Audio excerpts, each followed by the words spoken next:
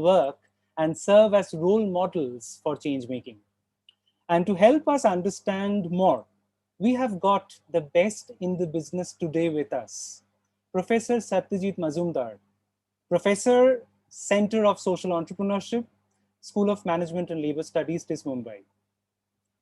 Professor Majumdar is at the center of School of Entrepreneurship and the Management and Labor Studies at TISS, teaches entrepreneurship, social entrepreneurship, strategic management, growth and technology strategy, corporate social responsibility, and service operations management. With more than 38 years of experience, he provides consulting and corporate training in the areas related to entrepreneurship, social entrepreneurship, growth strategy, CSR, and strategic human resource management. He also mentors entrepreneurs and startup organizations. He holds several advisory positions, the prominent ones being the member of the governing board of National Innovation Foundation of the Department of Science and Technology, Government of India, member of steering committee on biotechnology-based program for societal development, Department of Biotechnology, Government of India, and the member of Academic Council of NITIE Mumbai in India. Professor Majumdar was also the lead of the core team constituted by the Ministry of Skill Development and Entrepreneurship, Government of India, for conferring the National Entrepreneurship Award in 2017. As member of boards of studies, academic councils, advisory and steering boards of universities and organizations, he regularly participates in policy discussions related to academics and practice. A distinguished alum of SGS ITS Indore, a postgraduate in management, applied MPhil and PhD, Professor Majumdar is also a fellow of the Institution of Engineers. And we are truly delighted to have Sir amongst us. And before we move ahead to the session today, I would request all participants to be as much as interactive in this free-flowing session that we have organized today. I was speaking with Sir, and he was of the opinion that he would love to see people talk, interact, ask questions. So for that, you're most welcome to use the chat box in the Zoom app. You are most welcome, if required, to even use your microphone, right? Because the more the interaction, better the purpose of this session. And Sir also told me one thing very significant that, before we started off, that he has been like in a series of meetings leading to this session, and will be starting off with like a marathon of sessions the day after. So quite naturally, the energy that he brings into the session is what we also want to take back with our interactions and with our interest towards social entrepreneurship. On that note, I would like to thank every participant once more to take out your time and be here today. And without a further ado, I would like to pass on the session to Professor Majumdar. Over to you, sir. Thank you so much for your time. Good evening and namaste, and thanks Saurabh for the wonderful session and great participation. And really, I feel delighted to speak to this audience, and wonderful to meet everyone during this pandemic time. And of course, not to feel upset. I think these are the part of the life. We'll have to learn to live. Okay, so with that note, I'll start. I have one more request. What I said, Saurabh has nicely sort of explained that. I would also request if the audience of this session can keep their videos on, if the bandwidth issue permits them, so that I can feel that I'm talking to my colleagues, I'm talking to my friends. Okay, it doesn't look like I'm talking to blank screen, right? So if it is possible, kindly do that. I'll be happy. And as Sarvesh has said, that though I have my PowerPoint presentation, my thoughts, and some agenda in mind, but nevertheless, I'm not too keen to continue what I want to say. Actually, I want to engage in conversation. I want to talk to you. Okay, I want to speak to you. I want to learn from you, and we want to share the thoughts. Okay, how the things are moving, and what need to be done. So I think with that note, let me share my skill. Let me start what I want to say. And if you have any question, as Sarvesh has said, that you can use chat box to write your questions. And though I may not be very sensitive on real time basis to see the questions, but nevertheless, Sarvesh will help me to look into the questions, and we can read out the questions, and of course we can ask questions face to face as well. So. Yeah, so I saw one question. Certainly, we'll see how much I can answer the question. So thank you for posting a question even before the session. Thank you very much. So let me share my screen, and then I'll start off. Yeah, so this is my screen. Hope everyone can see the screen. So basically, I come from Tata Institute of Social Sciences, and associated with the Center for Social Entrepreneurship, which is the center with School of Management and Labor Studies. If just a quick profile of Tata Institute of Social Sciences, those who are not aware of it, basically it started in 1936, much before independence, and became a fully funded doomed university of Government of India in 1964. Currently, we are spread in 4 campuses. The major campus, the bigger campus is in Mumbai. Within Mumbai also, we are spread in slightly two disconnected locations, though back to each other. Those who have visited the campus would know. And we have a rural campus in Punjapur, in Sholapur district of Maharashtra. We have 2 more campuses, one in Guwahati, very close to Guwahati airport, and one in Hyderabad. And all the campuses have unique programs, unique operations, and of course, we have quite a few things which are uniform, like PhD program is similar, it's standardized, but master's program are very unique, and we have few undergraduate programs also, especially in Guwahati and Punjapur. And all of us, by and large, all the schools, all the centers have a lot of work in the field. So the teaching and research is certainly a part of our agenda, but nevertheless, all of us are very active in the field. So I would say all of us are reasonably hands-on in the reality so far as what's happening in the world around. 2007, the institute decided to set up 2006 to be precise, the institute decided to set up Center for Social Entrepreneurship. In 2007, the master's program in social entrepreneurship, what we call as Master of Arts in Social Entrepreneurship, was started. And since then, the program picked up, and it has gone its own flavor. It has grown very differently. Probably one of the first full-time programs in the country. Around same time, Narsi Monji Institute started 3 years MBA program in social entrepreneurship. And around same time, TISS started 2 years master program in social entrepreneurship. I think these are the pioneer program in the country so far as the social entrepreneurship teaching is concerned. And I'm not boasting, but I feel proud to say that we are one of the reference points so far as entrepreneurship education in the country is concerned. Even around that time, we didn't find too many full-time master's program in America as well. In fact, I have been sort of tracking who are the universities, which are the universities, what are they doing. We didn't find many master's programs. So we are, I would say, one of the pioneers in teaching social entrepreneurship in the university setup. So certainly, we decided to kind of do the next stage, that is incubation, and we set up incubation center in 2012. That was also kind of a new experiment, because at that point of time, there were not too many social incubators. Now we have many. Good that we have many. So actually, I would say something new, something innovative, we also did, okay, as an institution, as an ecosystem, and we feel great about it. So my question, and that's the core agenda of this discussion, this session, that why social entrepreneurship in India? Okay, since India is a context, and we are saying what is the emerging scenario. Okay, though I'm not putting a lot of data, I'm putting some data and some thoughts, some inputs, some experiences, right? So I will start with why India, why it is relevant to India. Look at India as a geography, right? It's a very unique country, okay? It's a very unique country of complexities. And if you allow me to add, I will say it's a very unique country of complexities and contradictions. We contradict a lot in many states, and many stages and many spheres of life. I'll talk about it a little later. So my argument is, and that's not my argument, that's the statement we all aware of.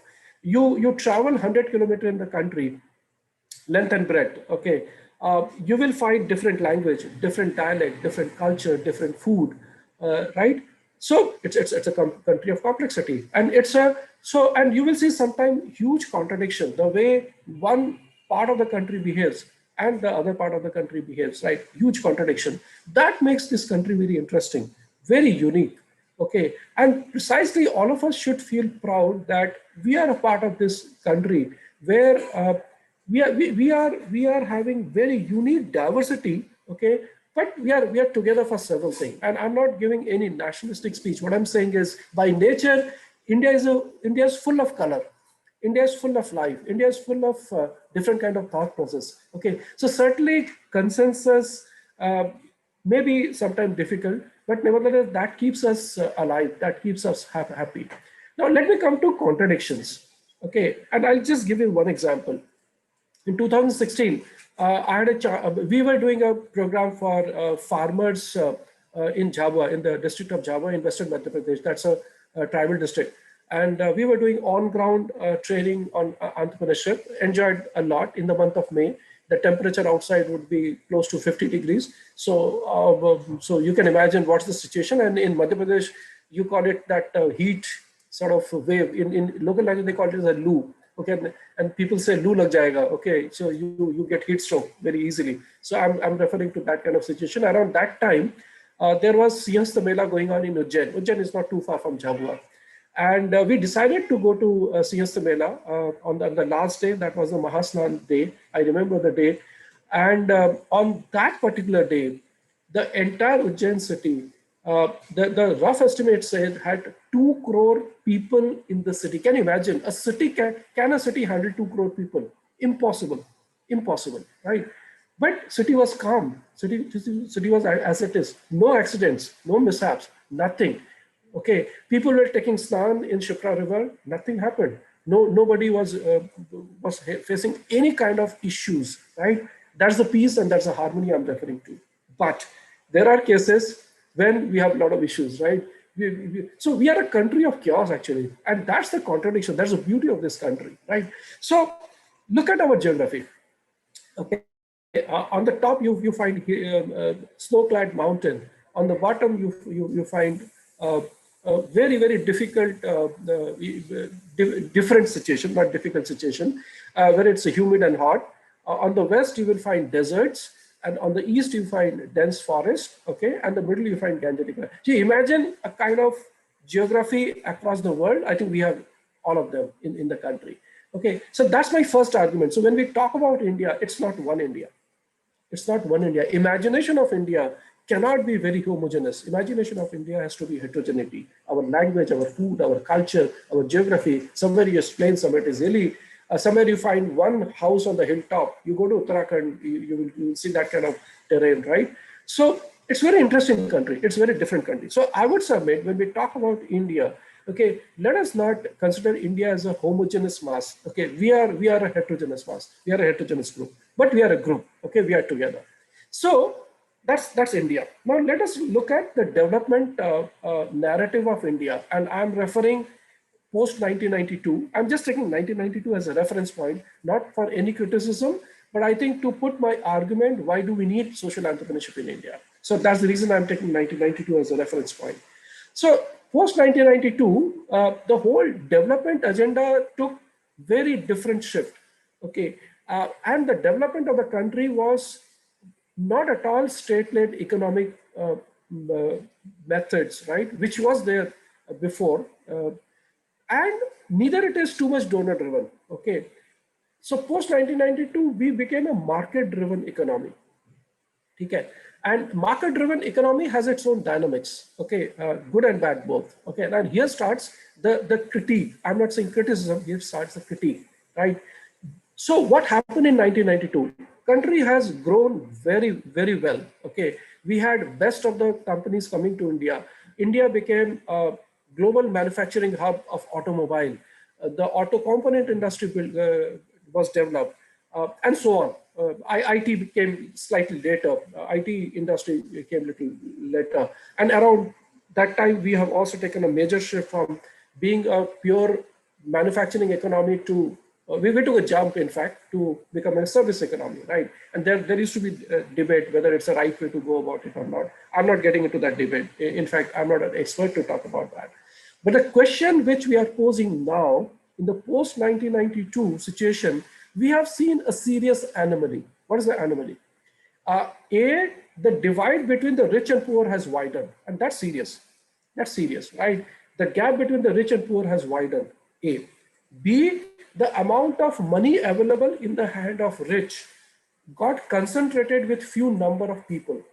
Okay, so a lot of money has gone out from the hands of poor and gone in the hands of rich, okay, which is a serious affair. How come a market can develop when the majority population doesn't have money in their hand? You cannot develop a market, right? People have to have simple, I'm using simple commonsensical statement. People have to have money so that they participate in the market-based systems, right?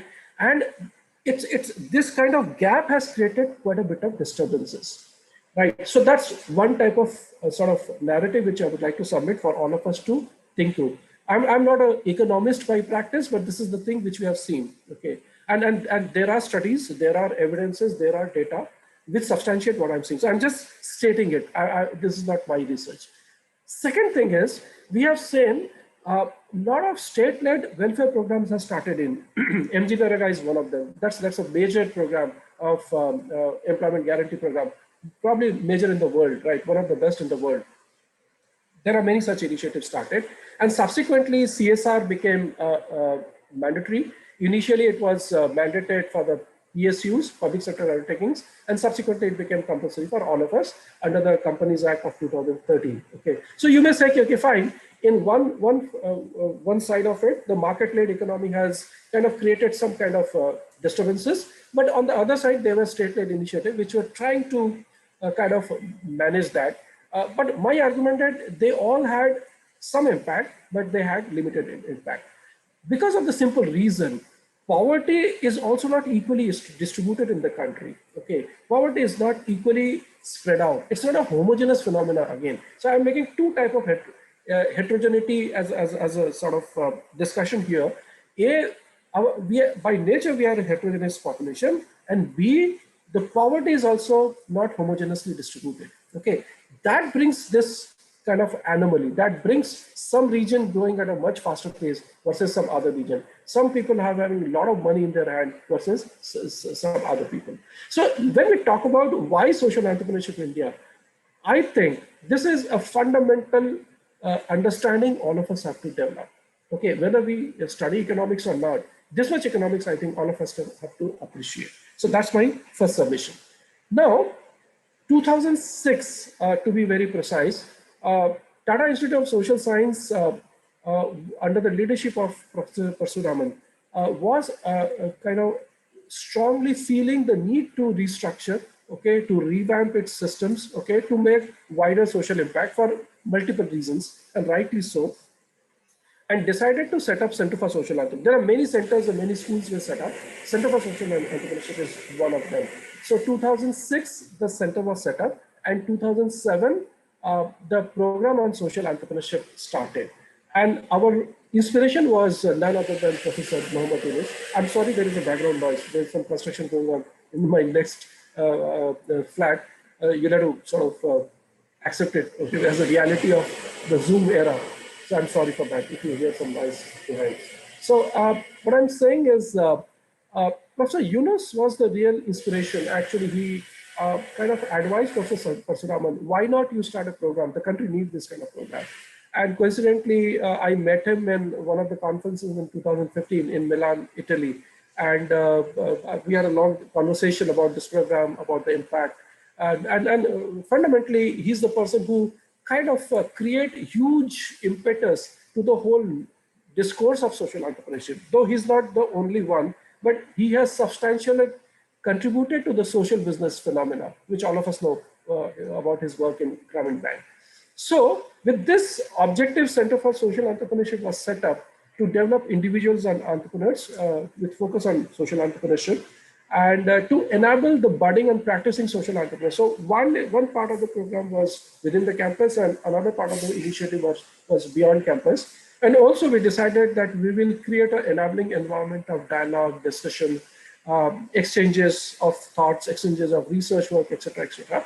And so we thought that let us go about this agenda, and this is the agenda we pursue as our framework. So interestingly, when we talk about social entrepreneurship, what I said just few minutes back, you will see the difficulty in explaining social entrepreneurship is also persists. So I'm putting a lot of complexities in the whole discussion today. It's not very straightforward, and that's precisely the interesting agenda of social entrepreneurship.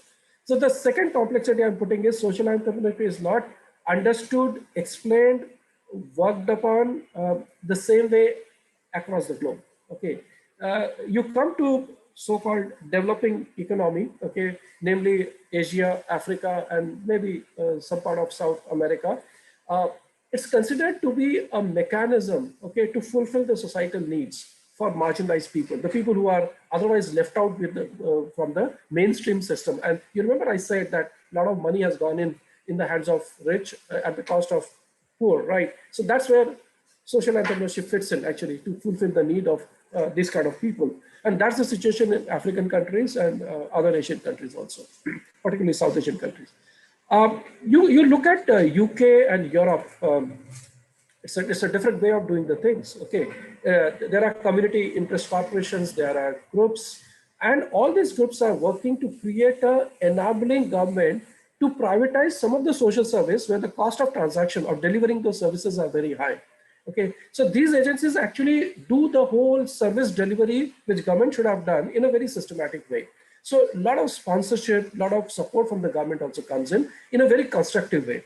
So that's the way Europe looks at it. Europe also have their legacy of cooperatives and social enterprises, different kind of legacy as compared to India. India, our legacy is more philanthropic, but Europe's legacy is slightly different.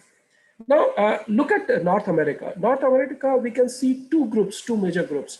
One is the non-profits and charitable organization who use social enterprise activities to enhance the income of certain deprived group of people, because there are a group of poor people in America also. Okay, so it's a wrong notion that there is no poverty in America. Okay, so we need to understand there is a need for that kind of thing. There are huge population of homeless people. I'm not criticizing, but what I'm saying, the problems are different in American population, right? So one group does that. The second group is actually very constructive way of helping this group to perform better, and they are mostly leading program from granting and lending money. And this group eventually has moved out to become a typical donor, quote unquote, to a impact investor, impact grantee, impact donor, if I put it in that way. So you will see a lot of narrative of donors have changed, and they have started behaving like an investor. And a group has also further come about, impact investor. So the granting nature of granting is also has changed in America. And believe me, that's the narrative which is coming from that region, and they have matured a lot. There are very good things happening from that financing model. And the last one in my list is Russia. And fortunately, I have seen all of them. I have visited all of them, all the continents. I've seen all of them, and I had a chance to work few of them closely. I worked a little bit with the group in Siberia state in Russia. So in Russia, what happens? Russia is quite similar to what we say about Europe. But interestingly, in Russia, the real social entrepreneur is the government.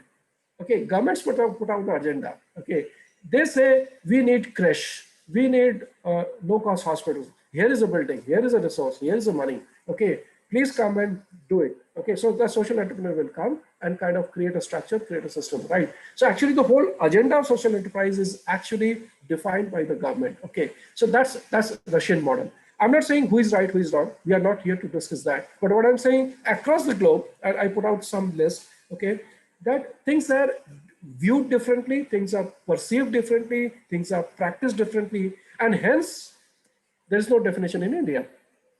Okay, because there is no uniformity. So in India, actually, all the definitions are carved out by different agencies, right? For some operational reasons or the other, right? But interestingly, social enterprise as a discipline is being talked about by multiple academic schools and colleges, right? Uh, so it's a discipline, it's an academic discipline which doesn't belong to anybody, but it belongs to everyone. So engineering schools can talk about it, technology schools can talk about it, health schools can talk about it, public policy schools can talk about it, management schools can talk about it, and so on. And law schools can talk about it. So interestingly, it's a discipline which doesn't belong to anybody, and that's a beauty. That's a beauty. This disagreement, okay, that this belongs to me, okay, is the beauty of this thought. Is the beauty of this thought. So I see as an opportunity. So this gives an open space for all of us to create something which we want to create. All of us to do something which we think is doable. All of us to participate in the development agenda, which I discussed before, few minutes before, which was actually creating some void in the society. So here is an opportunity for educationists, for investors. There's everywhere there is a space. For everyone there is a space. Every location there is a space, right? So let us explore the space. That's the message which I would like to give. And this is very unique about India. It's very unique about in India, right? And that's the emerging scenario. And I think the space is becoming very, very interesting. So around 2013, actually to be very precise, around 2012, uh, I was also kind of struggling. Being a professor, I was also struggling. When I go to the classroom, what do I say? What's the definition of social entrepreneurship? Okay, I have no definition. So I'll give a long list and say, okay, Dee said this, Alex Nichols says this, I'm saying this, he's saying this, blah, blah, blah. And we have a long list of thoughts and everybody's confused. What is this about? Okay. And then at the end, we are saying it's an open space, please explore, right? So actually, we thought that why not we challenge the whole premise of giving a definition to a phenomenon. Okay, and I was doing my own literature review, and around that time, Nia Choi was my doctoral scholar, and I was reading some other literature, and I came across a theory, which is very old theory. I think it's a theory of 1956, if I remember correctly, called ECC, Essentially Contested Concept. And across the globe, there are, and it's a political science theory. Across the globe, there are different disciplines, okay, who are also struggling about standardizing the definition. So it's not social entrepreneurship alone. So that makes the thing very interesting to me. And they say there are architectural science, there are political science theories, okay, where they also face the similar kind of challenge, where there is no uniformity, there is no agreement about the definition. So I and Nia, we spent a lot of time together, and we said, okay, let us use this theory. And why not? We said we don't need theory, and we had our own argument. And in India, practically, we don't need a theory. The moment you put a theory, then we bracket it with some domain. Okay, then we'll say, okay, there can be only MBA in social entrepreneurship. There cannot be MTech in social entrepreneurship.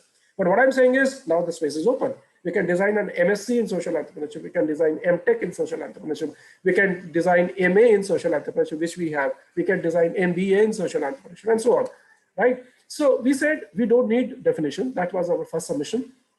And we said it's an open space, which I was arguing before, and let us collaboratively come together to build up a knowledge, okay? And we can take a position. All of us can take a position, right? And there are different subclusters. I'll put this diagram for explaining that. So what is important is social value creation, okay? And probably subclusters are social innovation, social entrepreneur, the individual, social enterprise organization, and market orientation. And we say the overarching theme is social value creation. Okay. Coincidentally, it took quite a bit of time for us to finish this paper. And in 2013, it was published in Journal of Business Venturing, published by Elsevier. That's one of the Tier 1 journal, one of the most respected journal. And if you do a Google search, you'll find there are a good number of citations. Actually, I think if I remember the latest number of citations, it's close to 600, if I remember the number correctly, the numbers. So what I'm saying is, the point I'm making here is, we don't need definition, okay? Because it's a space which all of us can explore, whichever discipline we come from, right? So that's my kind of first conclusive statement. You may disagree with me. So in the process, we said that can we give little framework, little understanding? And that's what this submission about. Of course, I borrowed a little bit from Michael Porter's writing. So what we are saying is, social entrepreneurs work upon creating combined social and economic benefit for certain target population, right? And we can decide who the target population could be. And here I'm making a point that the target population need not be always poor people. Even the rich people have their own problem. Okay, rich families have aging population. That's a problem. Every family in India has aging parents, right? And the children are working in America or somewhere else. Okay, and there is nobody to look after. Okay, so kindly don't mistake me. I'm not saying only poor people have problem. Even the people who have money, they have affordability. Even they also have a problem. So these are the spaces to explore business model. Okay, where you can converge social impact, societal benefits, or environmental impact put together, and business impact, economic impact, right? And we can create a convergent model, okay? And that's the space for social entrepreneurs, right? So social entrepreneurs actually create that convergence of social value, economic value, and environmental value. And that's precisely the space social entrepreneur has to think, how do we emerge as a country? Okay, there are spaces in the country which are inaccessible. Accessibility is a problem. There are population where affordability is a problem. There are locations where nutrition is a problem, and so on and so forth, right? There could be different kind of problem which we are looking for. And can we create a new business model for convergence of social, economic, and environmental value? So that's precisely my first conclusion, that social entrepreneurs are individuals who solve problem. And these people don't critique the problem alone, though they critique, but they bring new and positive hope to solve a problem, to converge the value, to create a business model, right? So that's precisely the space social entrepreneurs come from. So maybe I can take a pause here. Sarveshwar, do we have some questions? Maybe we can take one or two questions. And if you want, you can help to the person to ask the question in person. Okay, switch on the video and ask a question if you have maybe one or two questions. Right. So we really had that burst of energy from Sir, like always. And Sir, if you would like to uh, highlight about the first question that was actually asked before you started, anything Yeah, concerning Dalit and tribal centric social entrepreneurship, if something that you yeah, can help Akshay yeah. Kumar Rotwar with. Yeah, yeah. Yeah. So if I understand, when we say Dalit entrepreneurship, basically you're referring a group of people, okay, who belong to that group. When you say tribal, that's another group of people, right? In fact, on tribal front, we are doing a lot of work on ground, and because so since I'm talking from my experience, I'll not talk much about Dalit entrepreneurship. That doesn't mean that I'm not interested. I'm just talking through my experience. So that's the reason I'll refer only tribal. So what I'm saying is, the moment the word tribal comes, okay, all of us, again, I'm referring to India as a country of complexity. I'm referring to that. I'm going back to that thought process. So when we say tribal, what does it mean? There are different expressions of the word tribal. Basically, the way we have understood, in fact, we have been traveling to Java since last 10 years or so, and 5 years we have been only going and understanding. That's it. We didn't do any work. We just kept our lips shut just to understand what is this, okay, what is this phenomena, how is the life, how is the living, okay, and so on and so forth. I think the strength of tribal community is actually the agenda of sustainability. It's very much ingrained in the system, is embedded in their life, which is not embedded in our lives. Okay, so if you talk about sustainable development, it's only a good English word we are giving. I think sustainable development is very much a part of the tribal life. Okay, that's the strength of that group. Okay, they may not speak English. Okay, but I think their level of understanding about the nature, about the people, about the environment is far superior than probably all of us. Okay, and I say so with a lot of humility because I myself have experienced that. Okay, now question comes: how do you make this strength as a part of social, economic, and environmental value convergence phenomena? I think that's the question, right? So maybe quite a bit of technology infusion has to happen. We are doing that actually. We are working on supply chain, vegetable-based supply chain, and some art and crafts-based supply chain phenomena with the Bhil group of people. They are spread in 1,300 villages. Actually, there are two districts. One is Jhabua and the second is Alirajpur. We are working with them. So what I'm saying is, when we talk about entrepreneurship, let us not go with a standard template and impose on them. Okay, let us not unnecessarily give big gyan on innovation. Let us not say you should be motivated. Okay, you should be innovative. They are anyway motivated. Okay, they are innovative in a different way. Okay, they know how to preserve nature, right? They don't look at their practices. Every tribal community has a mother forest. Okay, in Java they call it as Matavan. Every tribal community has a something called mother forest. Every tribal community. Okay, now we are talking about afforestation, right? So what I'm saying, there's such practices exist. So first thing is, we must not impose our standard template on them. Okay, let us understand their life. Let us understand the gaps in their lives. Let us try to solve problem with them, not otherwise. Okay, the first thing is, whether it's a Dalit community or tribal community, let us not go with a solution and say, here is a solution. I think the first thing we must not do, okay, to get a standard template implemented there, we should not photocopy the template. Let the template emerge from them. Okay, tribal community, as I said, the sustainable development, they understand far better than what me and you understand. Okay, so why not I built up something on that? Why not I build on that strength, right? And they have a different style of learning. In fact, I did a lot of programs with them. They have a different style of learning, different type of engagement. And if I make my presence meaningful to them, I think then I can talk about enterprise creation. Now we are doing, actually, we have mobilized a group of tribal the friends. They are all farmers, okay, to create enterprises. So we are developing scientific supply chain, okay, which we have done, actually. Of course, it has to be standardized. It's yet not done fully, but it's a work in progress. And there is an art and craft based initiative also. So we are putting enterprise related thought. Okay, and it's very easy to talk with them about convergence of value. Because they are anyway converged. Okay, they don't exploit anybody. Okay, so anyway they don't exploit, right? So they're very grounded on social value creation and environmental. So that's the piece we need not tease them. They are anyway there. So I think the contextual understanding and then building of the social enterprise model is something which is very critical. And I thought of kind of giving a little lengthy answer, because that we need to do in all the places, not only in tribal and Dalit community. I think we'll have to do it in all the places, not to bring a standard template and kind of do a photocopy there. Yeah. Yeah, maybe we can take one more question, Saurabh, if you Right, permit. right. Yeah. Yes, absolutely. I'll just take one more question from the chat box itself, and maybe then the next time we get a Q&A, we can go to Amol Falke and Deepak Pandit. Thank you for your patience. One question that Sir Aman Mishra asked was the HR's role in the rise of social enterprise. If you would like to highlight that, human resources role in the rise of social enterprise. Quite a lot. I think the human resource development is needed. Okay, but again, I'm saying the standard template has to be kind of kept aside.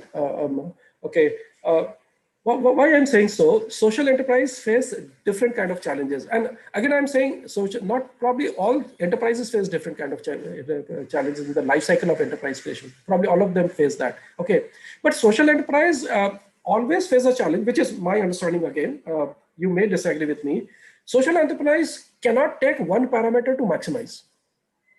Okay, for example, if you say, I will maximize the income only.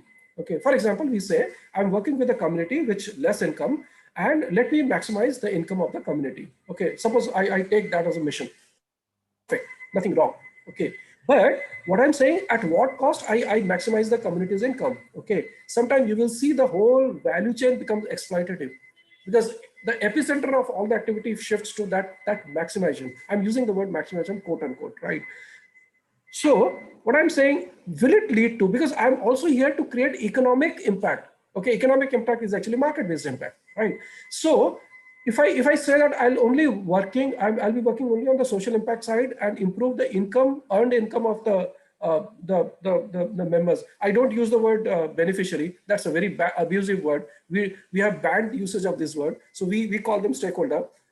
It's not only the playing with the language, but what I'm saying, the moment you bring this beneficiary context, then we are talking about agency theory. Okay, then there is a donor and there's a recipient. Social enterprise cannot work this way. Okay, all of us have to come together. All have to co-create the solution, right? So certainly there's no question of treating anybody beneficiary, but bringing people on board to say, when you see maximization of your income, is it becoming exploitative for somebody else? And it does. Sometimes it becomes exploitative to the customer also. Okay, if customer is paying the price, why not customer expects a quality product from you? Okay, So little inferior product, and you're saying, since I'm XYZ, okay, community or group of people, and you should accept whatever I produce, that's not done. That's not done, right? Then your economic value creation will be affected. Then sustainability of the social enterprise will be affected, right? I think every time social entrepreneurship has to kind of do this balancing. Okay, and where is the fulcrum of balance? It's almost the principles of the law of where you put the fulcrum, right? Where you balance two forces, right? The simple lever, right? Finding that fulcrum is a big question which all social entrepreneurs have to do it across the life cycle. Okay, where we are balancing it. So that's the reason most of the cases, the outlook should be optimization. Okay, if it becomes too much focus on the maximization, I see a problem. I see a problem. It's my experience. It's my way of looking to things. Okay, we may face some disagreements, but I can ignore the market because I'm working with XYZ poor community. That's not done. Okay, and vice versa is also not done. Okay, and I can use, I can make rampant use of plastic because I'm dealing with the poor people. Even that's also not acceptable. Okay, so nobody gives you freedom to use plastic because you're dealing with the poor people. That's also not acceptable. So what I'm saying, this jugglery of balancing is the critical challenge which all of us have to have to do that. Okay, and I think that's the puzzle all of us have to solve. Answer is not straightforward. I don't have any answer, but contextually we'll have to find the right answer. Optimization is the biggest thing. I think all of us have to work around that. Right.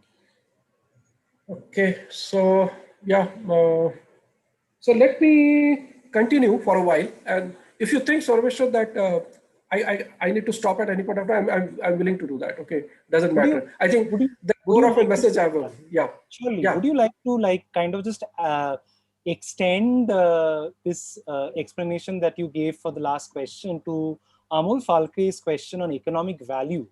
He asks that economic value is generally perceived, but experience is that social value is not perceived very easily. yeah, How yeah. do you create importance for perceiving social value? Asks Amol Absolutely. Falke. Very good question. It's a very question. And I would say those seemingly very fundamental question, but that's the question. That's the question, right? So what I'm saying, and I start with my first argument. When you say India as a country has to grow, economically grow, okay, me and you having more money to spend in the market doesn't make sense. Okay, the entire population have to have more money to spend in the market, then only market will mature. Otherwise, how market will grow? Only the sizable number of people cannot create a market, right? Market will have to grow when many people will afford to go to the market and do some transactional activity, economic activity, right? Precisely, that's the question. Okay, sometime this cannot be done the way we look at the market. Okay, I'm not against market-based economic system, but what I'm saying, sometimes it talks too much about the efficiency, and precisely that's the space social enterprise in India have to talk about. I'll give an example. Okay, I'll give an example. Across board, I think more so since last maybe 2 decades or so, we are seeing global slowdown, etc., etc. All of us know about that, right? There's a huge pressure on cost cutting, huge pressure on cost cutting, right?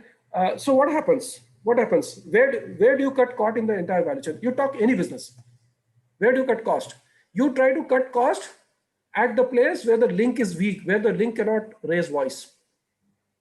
Okay, people cannot bargain with you. Okay, who are those people? The producers, the farmers, right? The entire agriculture sector is growing, but farmer still continues to have lesser income. Okay, we are looking for artisan product. In fact, that's the case study I'll present now. Okay, I want to present now. Entire, we are consuming apparel. Okay, we are fashion conscious people, right? We are buying fashion products, right? Just look at the first person in the value chain who does the first basic work in the entire apparel industry. Okay, we don't pay him. Why? Because he is disorganized, he's scattered. Okay, he's not having voice, and he cannot raise his voice. Okay, the distributors can raise your voice. Okay, bargain with you. Okay, okay, and so on. I have nothing against the distributor, but don't mistake me. But what I'm saying, everywhere we try to hit the weak link and exploit the weak link, and in the process, what are we doing? We are generating economic value at the cost of social value. The question which is being asked. Okay, can any country for that matter, can any society for that matter grow this way? That's my fundamental question. That's my fundamental question, right? Just take a simple example. Last year we had lockdowns, right? Our maids were not coming. Okay. So of course, majority of the people in the country, whomsoever I interacted with, they paid the salary, even if maids were not able to come. Okay, majority of us did that. That's a very good thing. Okay, but what I'm saying, just imagine if we are, so what I'm saying is, let us not feel very great that we have paid the salary for non-working months, right? Let us not feel great about it. Okay, because we are all of us, including me, we are not paying minimum wage to our mates, are we? We are not. We are not, right? So we are already taken the benefit of their lesser voice, right? I'm not making any speech. I'm not making any sort of artificial emotion. I'm not doing that. But what I'm saying, what is important for us to understand that all of us have taken a lot of benefit from the society and the environment, already taken. Okay, all of us are using notebooks. How many trees were cut? Did we pay the cost of the tree? No, we didn't. Okay, how much water you consume in your bathroom, okay, in the city, how water is created. And we have a great friend called, he's a Padma Bhushan also, Anil Prakash Joshi from Uttarakhand. Okay, he's actually a kind of follower of Sundarlal Bagunaji. Sundarlalji died very recently. Very sad that we lost such a great personality. You talk to him. So he argues, and I 100% echo with him. The rivers are created in the forest. Rivers are created in the mountains, right? And that's how we get water in our taps. Okay, so do we pay the cost of water? We don't. Okay, whatever water tax bill you pay, is it the real cost of water? It is not. It will be at least 100 times more if you really calculate the cost of water. Okay, so what I'm saying, all these subsidies and all these things, probably we are the larger beneficiary of those subsidies. We have already taken right from our childhood without realizing what we have taken. Okay, and since we have taken at the cost of the people who are creating these rivers, who are creating this forest, we have already taken from them. Okay, so it's not giving back to the society. There are a lot of slogans around. Okay, and when we talk about this, giving back to the society, giving back, yeah, you already taken. In lifetime, we will not be able to give back. In lifetime. Okay, so we are already indebted. It's a question of being sensitive about that. The point I'm saying, it's a question of being sensitive about that. Do something which is inclusive. Do something which reduces this anomaly. Okay, I'm not saying that all of us have to become activists, all of us have to go and shout slogan in the streets. No, we need not. We should participate in the market activity the way market activity goes on. But can we make it little fair? Can we make it little just? Can we make it little inclusive? That's my question, which probably social enterprises are trying to do. Right. Or social entrepreneurship is one method of doing it. There are different methods. Social entrepreneurship is one method of doing it. If we want to see this country growing, if we want to see this country growing economically, socially, environmentally, I think we'll have to think like a social entrepreneur. Whether we become a social entrepreneur or not, that doesn't matter. Okay, that's our individual choice to pursue our profession. But what I'm saying is, we need to be sensitive, and economic value creation has to be looked into from this lens. And that's my answer. I'm sorry, I answered too long. But what I'm saying, this sensibility has to be created. Otherwise, the country will not go. We will continue to have economic disparity, and we'll say the market is not growing. Market will not grow. Market will not grow. Yeah.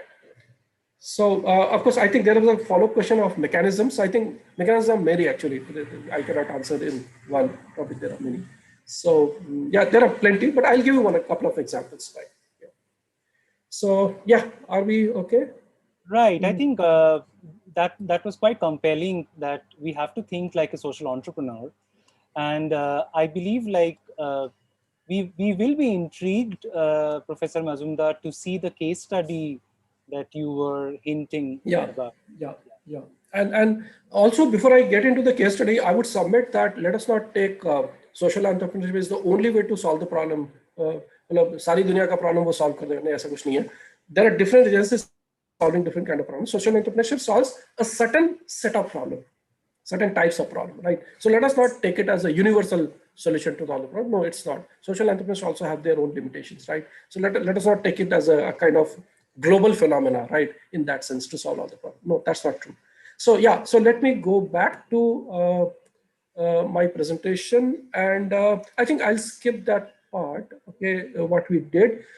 Yeah, so I'll just submit here. In fact, I mentioned it before also. I just spent 1 minute here, that we believe that social entrepreneurship is a science. It's just not by chance, right? It's a science, okay? And can we create the science of enterprise creation, social enterprise creation, and business enterprise creation?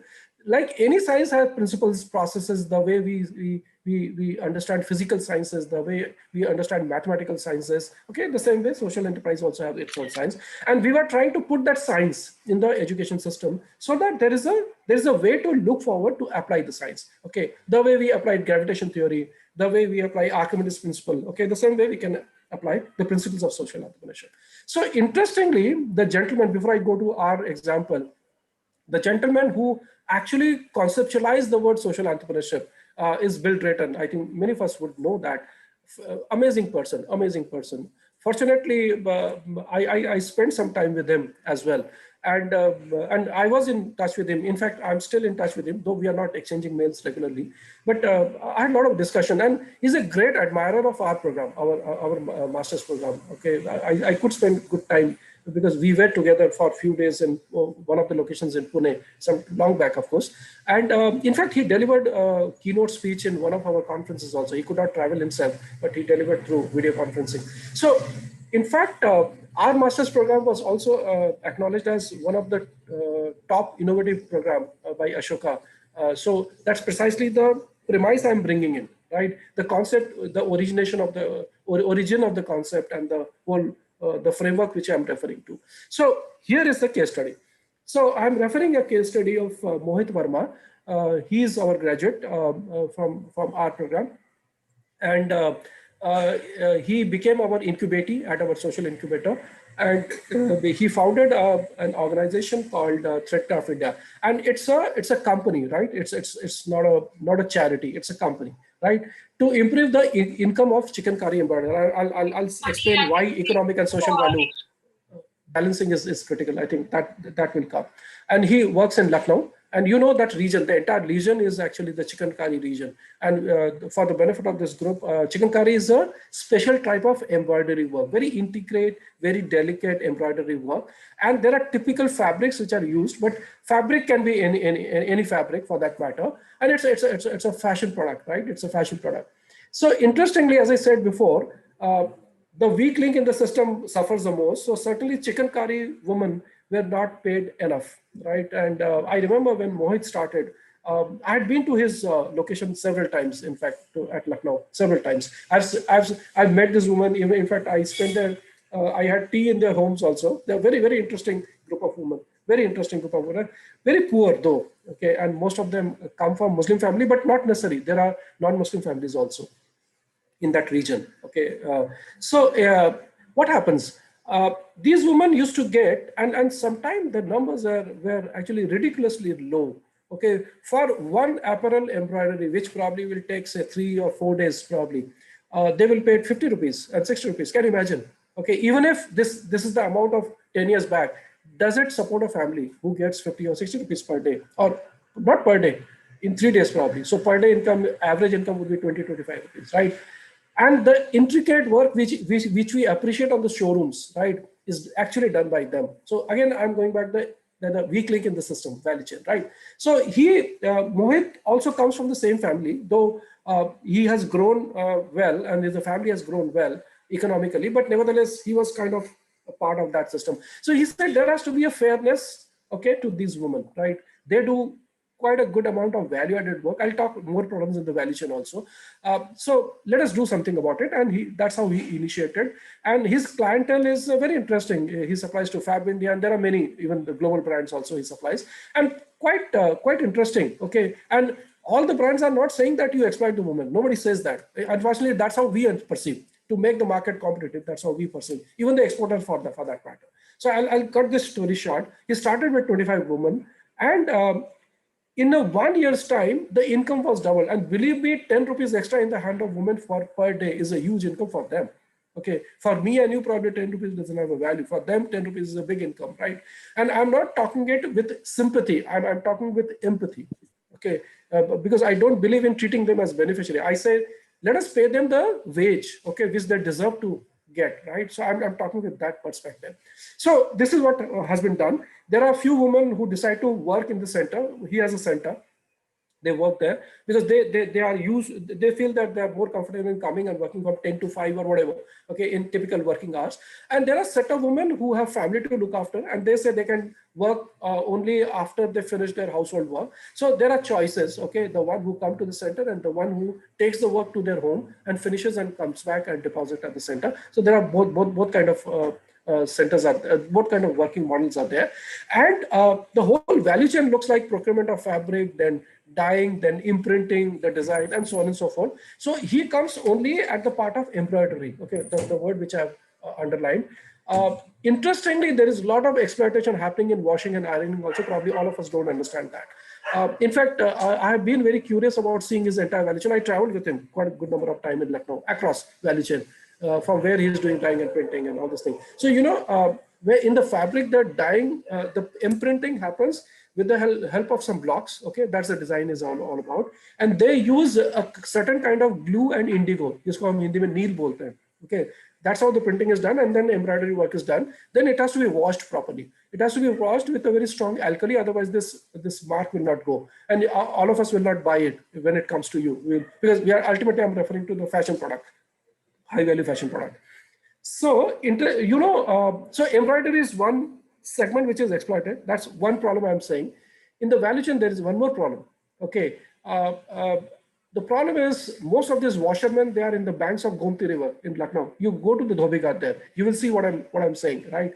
And all these washermen stand within the flowing water, okay, and they put this cloth in a very strong alkali, which is very hazardous. So they use some cheap rubber gloves, that's fine, okay, and they sort of put it this way, all of us know that, okay, and the dirty water flows out, and which flows along with the river, right? It pollutes the river. Now toxic materials are polluting the river. That's one of the sources of pollution of Gomti River. B, can you imagine a washerman standing in this kind of toxic water continuously for 8 hours or 10 hours?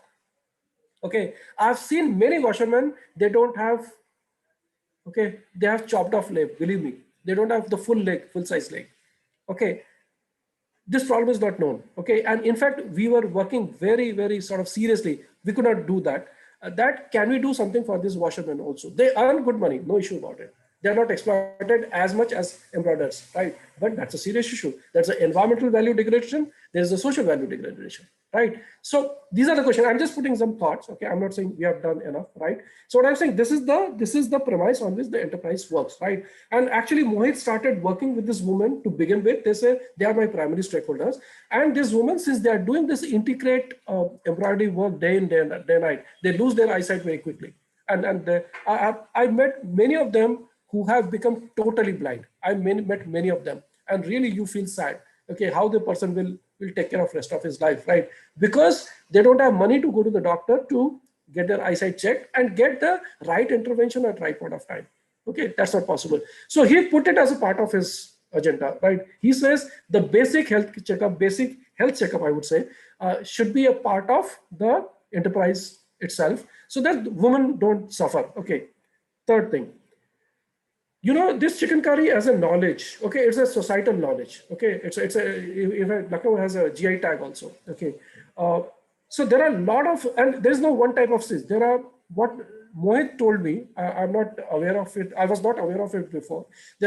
He could revive 36 kinds of stitches which are not known. The stitches which are popular in the market, they only go and sell it, right? But what about the other intricate stitches which has got very unique, okay, which looks very beautiful? Probably it's time taking to do that kind of these stitches, and you cannot transfer this knowledge to, there are automatic stitching machines also, okay, which are CNC operated, and there are machines, right?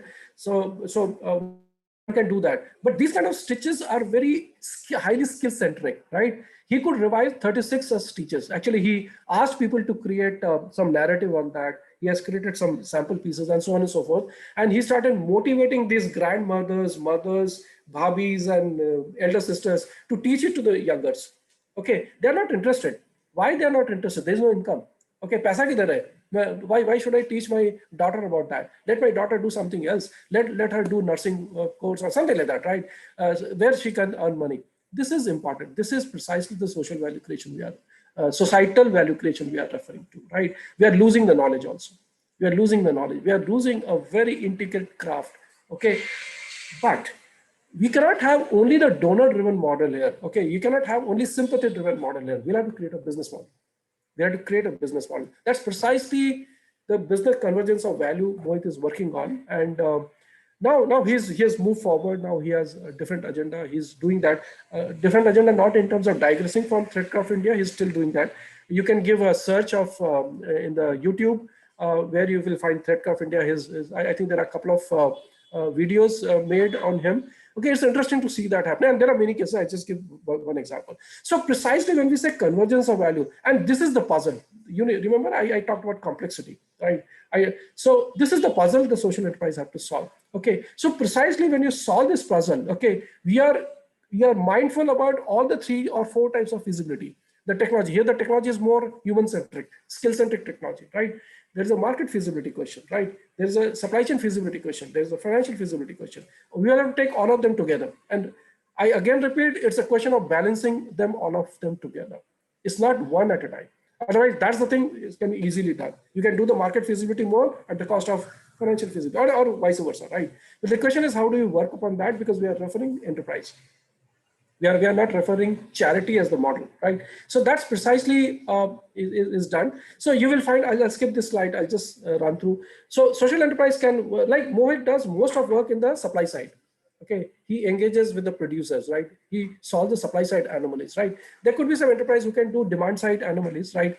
Suppose you see there is a community which is needing affordable healthcare, okay, affordable cost healthcare. So that's a demand side anomaly. One can work about that. And there could be social enterprise who work end to end. So they can work end to end.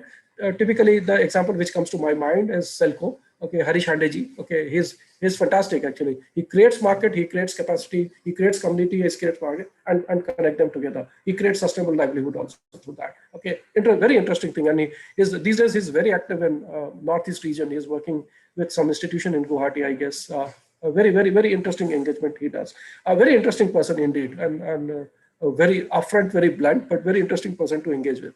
So let me put forth some data. Okay, I don't have the very precise current data, but there was an initiative by British Council sometime in 2014, 15, 16, and I was asked to join that steering committee of British Council. So that helped me to know a lot in the discipline.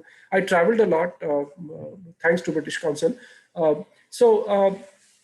We decided to institute a study on social enterprise in India, but don't forget that we still don't have a definition. Okay, when we say social enterprise, we'll have to define, right? So we don't have a definition. We still don't have definition, right? So we said, okay, fine. And I was kind of doing some reviews and mentoring to this study. I was not actively involved, but what I'm saying, I was a part of the steering committee. We thought this study is needed, and I was kind of doing something on that, right? A little bit of mentoring and support. So we knew that there's no definition, but we said, okay, but for our study, let us put some definition. That's the definition I put in quote unquote in the second statement. We said primary purpose is social and environmental impact, aiming to be financially self-sustaining. That's point which I was kind of repeatedly sort of emphasizing on. And basically they generate in surplus or profit for reinvesting, for creating better impact. Okay, which you may call it as very close to Section 8 company or not-for-profit company, maybe, but we were not too critical about it. Even private limited companies were okay with us. Interestingly, we see, and I think if I remember, there were 750 enterprises which fall into this bracket, okay, which were studied in detail. Of course, it was a sample study. It was not a survey. It was a sample study. We saw there is a huge clustering of social enterprise in the West Coast, or I would say West India, okay, particularly Maharashtra, Karnataka, and Dangula, and less in Gujarat, but this region, which I have encircled in the map, right? Very interesting. Now, actually, we were debating why so. So we intuitively felt that there is a strong correlation between the business environment, business climate, existence of the business environment with the social entrepreneurship. These were our hypotheses. We have not proven it, but we said probably we'll have to work on creating enterprising capability in the region. Okay, and more so for that matter, we wanted more it in Jammu and Kashmir, more it in maybe in the Northeast, which didn't happen at that point of time. And so probably what I'm saying is ignoring the economic advantage of social enterprise is something which is not right in my view. And probably that's the reason there is a clustering of social enterprise around this region. That's my hypothesis. I don't have anything to prove. Okay, I'm just putting my thoughts. Okay. So we said, fine, what are they? Who are they? So interestingly, you see, majority of them were private limited companies, and few of them are NGO and trust. Okay, so you can see the number is there on the right hand top. And majority of them work on the problems. They are working on the problem, right? You'll see there is a clustering around skill development, education, agriculture, and these are the burning problems. These are the issues, energy, and so on, right? So these are the issues, right? So now that justifies the existence of social entrepreneurship, which otherwise remained uh, unnoticed or unattended by the quote unquote mainstream business. Okay, again, I'm saying mainstream business is wrong and social enterprise is right. I'm not saying that, but what I'm saying, there is something which is left out. Where I started my first discussion, right? I said in the whole economic discourse, the most efficient one get the full advantage. Low cost producer get the most advantage. The smart supply chain gets most advantage. The inclusive guys are little left out. Why? Because they're little less efficient. In the whole market centric narrative, the most efficient is rewarded. But what about number two, number three, number four? They're also there in the economy, right? They're a part of the economic system, but they're not included. What will happen to them? Probably social enterprises make them as a part of the inclusive system. That's my submission, or you may say that's my kind of conclusive statement, right? Because little less efficient, inefficient name. I'm saying little less efficient is excluded. The market-based system, little less efficient is excluded. Okay, if you keep excluding them, you create that anomaly which I said. The massive number of people, okay, they lose out on the whole thing, and the wealth get accumulated by so-called efficient people, right? So-called efficient group of people, right? And a country as an economy, we cannot grow that way. Okay, so who will take care of that? Probably social enterprise. Probably is one answer to that. That correct. So this is precisely I was trying to say. Social entrepreneurs are the one who work on social mission. They are the change agent. Okay, they change the narrative. They create a new business model. Their innovations are not necessarily on the technology. Probably innovation could be supply chain. Innovation could be inclusive net. It could be social innovation also, right? Not necessarily all the time. They'll have to use cutting edge technology, right? They may or may not, right? So the question is, there is a mission, there is a hope, and there is a model. There's a commitment, right, to solve a problem. That's precisely the social entrepreneurs do. So what is important is there is a problem, and one has to approach the problem without a solution bias. And the point which I said before, don't go with the photocopy of the standard template. Okay, the template has to emerge. Template has to come from within, right? That's precisely I'm saying, and that's why it has to be collaborative. It has to be multidimensional. It's not one. Okay, it could be many. Okay, same solution will not apply in all the locations. We can learn the principle of the solution. We can learn from the principles, but we cannot photocopy the solution. Okay, so scaling up doesn't mean that we'll have to multiply. Sometimes replicating in the context can also be a way to look at the scaling up, right? So maybe I can skip this part. So precisely this is the kind of our learning, working in the field, our learning through research, we have incorporated. So all our education program look at entrepreneurship, management tools and method, and society and social context at three major disciplinary contexts. And the intersection area, we call it as social entrepreneurship, primarily with the purpose of solving social problems. Okay, that's precisely the framework which we pursue. And we believe that the idea-centric enterprise is not that's the way out, right? They will have to see opportunity in the problem. If you're looking at the potential entrepreneurs here, the potential entrepreneurs has to search out opportunity within the problem. And COVID is the best time to innovate. Okay, it's the best time to innovate actually. And this is what we have been doing. So fine, COVID is not going to go, all of us know. All of us know for next 2, 3, 4 years, it will not go away. Okay, so what? Are we going to just sit like that and just blame government or blame somebody else? No, we'll have to work on multiple options. We'll have to work on multiple possibility. Some option will work, some will not work. Okay, the option which will work, we'll have to reinforce that. We'll have to strengthen that. We'll have to build up around that, right? So it's not a linear journey. It's not linear. It's always spiral. I call it a spiral. Okay, we move little forward, spiral this way, right? You move upward, but Sometimes you come back, rethink, come back, rethink, come back, rethink, go to the drawing board and progress further. It's a spiral journey. Okay, so certainly it's not a linear journey. There is no best fit solution. Okay, here is a solution and here is a problem. No, it will not happen that way, right? The spiraling, imagination of the spiral is important. So this is precisely we do in our academic programs. We have master's program, which is a 2 years full-time program. I see some of my students in this session. I saw some of the names. And we have one online program for people who want to join program remotely. Calls are still on, if I guess correctly, for the new cohort. And you can visit our website, the calls are there. This is a 6-month short program, which is for working professional, young, even for the students who want to get a quick sort of agenda of social enterprise and try to do something about it. It's good for them. It's a short duration program. And we have an executive postgraduate diploma program for the mid-career people, because we do get many people in the middle of their career, they say we want to do something different. Okay, we have enough, right? We want to do something different. So executive postgraduate diploma program is for that group, and it's going.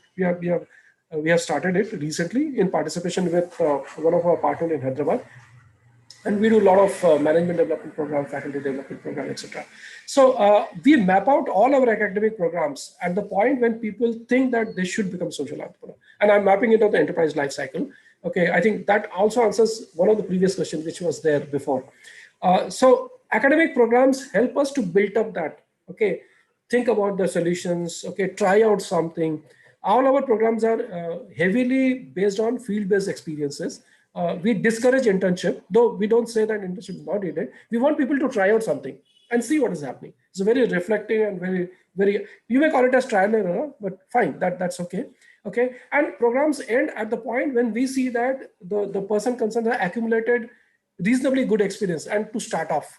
Okay, and so we always say that we take them through the route to put them at the runway, and now they can take off. Okay, when they are ready to take off, incubation center supports that. My colleague Sujay, who is also here, actually looks after the incubation program. We have incubation program with multiple partnerships. We have our own incubator. We have program in collaboration with several programs of Government of India also. So incubation program takes care from there when we are ready to take off. So what we did so far, you may ask the question. I'll just quickly run through maybe a minute or so. So we are equally contributing to the knowledge space. We accumulate our experiences. We accumulate research for ours and others also. So we have made 4 publications. It is available. The 3 of them are available. You can look at Springer website. You will find this publication. So we are contributing to knowledge space also. And we feel that's our responsibility. That's our social commitment, okay, to build up the knowledge. One of the volumes actually was published by Routledge last year. And this year, this is the latest one, which is actually based on the business model, which is recently out, very recently out, okay. So this is our contribution to the knowledge domain. We also create knowledge and system for collaborative discussion, for exchange of thoughts. Not that we are only knowledgeable. There are different people who are equally knowledgeable. They're equally talented. So we bring them together to do a conference. So our next conference, you can find this announcement in our website, TISS website. So next conference is there from January 5th to 7th, 2022, and this is the theme actually. You can see the thematic area. Actually, thematic area itself points to the pandemic situation. Okay, though we have not used the word pandemic too loosely, we are calling it as an uncertain time, right?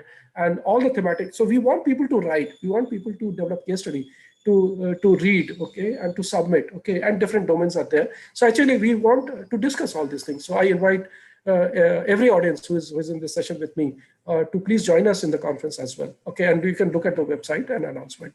So interestingly, I'll conclude here. Social entrepreneurship probably is new for academic. It's as a body of knowledge, as a structure of knowledge, probably it's new in India. But it's as a practice, it's not new. We had social enterprises before also, many. We had social innovation.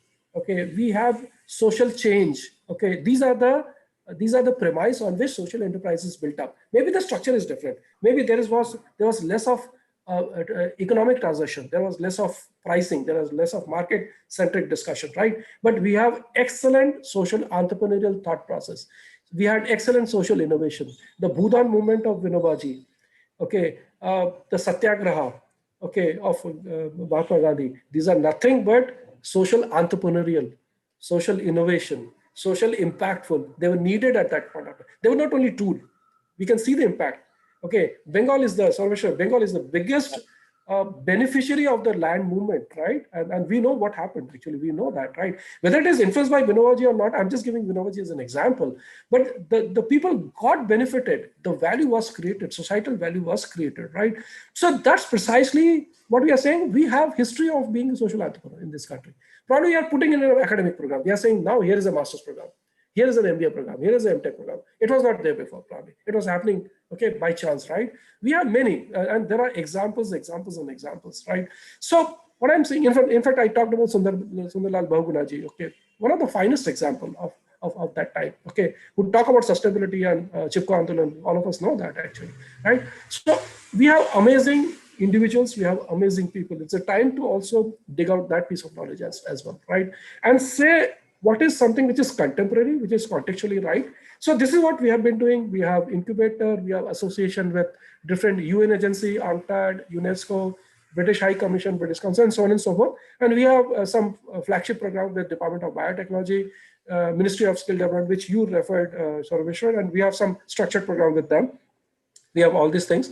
So our aspiration and what we want to do future, right? I think we want to, we are in the process of setting up a formal incubation center at a rural setup, maybe in one location in Pune district. We are strongly contemplating on that. Maybe in a couple of years, we would be able to do that. We are also, the kind of interaction we are doing now, we want to do it more. Okay, we want to bring society, technology, different stakeholders together to create, which is social entrepreneurial, even if they are not social enterprises in very technical definition, to create some difference in life of the people.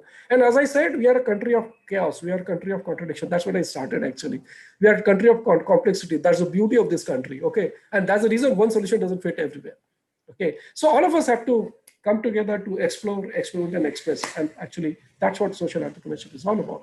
I'll stop here and would love to take more questions now.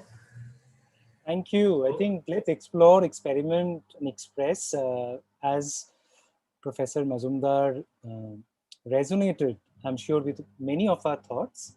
While, sir, you were highlighting the case study of the chicken curry weaver, one of the participants, I hope she's still there, Nandita Talukdar, she was like literally jumping and kind of, asking me that, she wanted to really ask you, because she's possibly at this moment at the crossroads of starting a venture connected with textile. So if I may have your permission, I would request Nandita, if she is... Yeah, we can have face-to-face questions. Yeah, Nandita, if you I think can... we have time. We have some time, maybe. We have some time. Yeah. Yes, Nandita, Yeah. go ahead. Hi, sir. Hi. Hi. Yeah, please go ahead. Thank you, sir, for a wonderful session. I really loved, the session, because two things. One is that I met Sauraveswar when I was actually preparing for TISS, and Okay. then yes. And then later I was working for an entrepreneurship project for in the Eastern India. So that time I had visited the Guwahati Tata Institute's Okay. social entrepreneurship department. So it is Yeah. something that I could actually, relate to. Right. However, presently I am in Delhi and I'm Okay. working as in the CSR space in the skill development sector. But apart from that, what I'm right now into is an entrepreneurship venture that you may call, but it is not so much organized right now. So in my initial days, I had worked with the handloom artisans and the handicraft artisans. So that time onwards, I had this, it was in my personal level also, I was very much interested in the handloom industry. Excellent. So what I wanted to explore when I was working in the sector, I could see that the artisans are very well equipped with skills. It is not that they need more skills. What they lack at is mostly the marketing of the products they already have. Absolutely. So what we worked that time, it was a forward and backward market linkages. But right now, I am more trying to work on the demand section, because what I understand that the market in India is mostly spread with the Parloom product. So as a result of it, it is very obvious that until and unless we are introduced to something authentic, we won't be able to use it, as a frequent option. What Yeah. happens, very few organizations or very few companies who deal with authentic handcrafted or handloom products, some or the other way it is very expensive, and it is not that much available to the mass, because Yeah. they cannot afford it. I mean, we Yeah. cannot afford it, to be very Right. honest. Right. Absolutely. That is the space that I always thought that if I can do something. So what I have done is, as my work takes me to various states and various parts of the country, I tried to see and meet the artisans, especially the weavers of different parts. And right now, my venture's name is Earthy Loom. It is Earthy and Loom, Earthy Loom, the woven narratives. That is the tagline. So Okay. what we try to do, so I, and along with my another co-founder Doipa, and he was also there on this webinar. So what we are trying to do, we are trying to bridge the gap between the weavers and the buyers. Correct. So we are kind of acting as a bridge. So what Okay. we're doing, we are sourcing the product. I mean, sourcing, especially right now I'm working with saris. So we are sourcing saris from the weavers directly, and then marketing it through under the brand of Urdu. Very good. Okay. So that is primarily what I'm doing right now. I won't say that I'm a social entrepreneur and a lot of things I'm doing, because I'm truly not doing. But what I understand that there's a huge scope of creating a brand that kind of promotes social entrepreneurship through my venture. So that is where, even when you are giving the example of the case study, I thought that I would, reach out to you, that if you could Yeah. suggest me something, or give me any inputs that I can Yeah. leverage Yeah. my brand, that would be Yeah. So really. we on this sector, particularly textile stroke clothing sector, we had Mohit, and then subsequently, if I remember correctly, we have Aman also, Aman Jain, who Okay. was doing almost similar thing what you are doing. So he works with the weavers of Bengal, in fact Islampur and those region actually, from Bengal, sources Right. from them, and try Right. to give them fair Right. amount. Actually, Right. that's needed. Actually, that's needed. Hmm. Even Hmm. I guess if there is a fairness in market linkage, that itself Hmm. probably is needed to be done. Okay, Hmm. for two reasons. For two reasons, a of course we need to pay them well, and b I think as a customer also, we need to understand the authenticity, right? The benefit this authentic product brings in, right? So it's a value for the customer also. I think if Right. many of us work together to give a level playing market access to quality product, okay, I think that's important. That's my first statement. I think it's a very meaningful work. It needed to be done that way. Number two, see what happens is, I think what all of us need to be sort of conscious that since we are a social enterprise, so we can be less efficient, we can be less quality conscious. Okay, Hmm. please buy from us. Okay, wo bichara wala buying. Okay, I think we should never bring that narrative. Never ever. We can tell who are these people, what they do. Okay, if you want, we can do that. But never these people feel that somebody is favoring them. It's harmful for both. It's harmful for the customer and it's harmful for the producer as well, right? So let them talk to each other. Let them. In fact, one of our enterprises actually start doing connecting farmer with the consumer. Hmm. Okay, know your farmer kind of thing. Okay, Right. and his argument, in fact, he will come online with me in tomorrow's session, which Saurav was referring at. I am Rachi. I'm doing a session with case writing on I am Rachi. So in fact, we are going to do that. So he says, barring education, the highest amount of household spend is on food.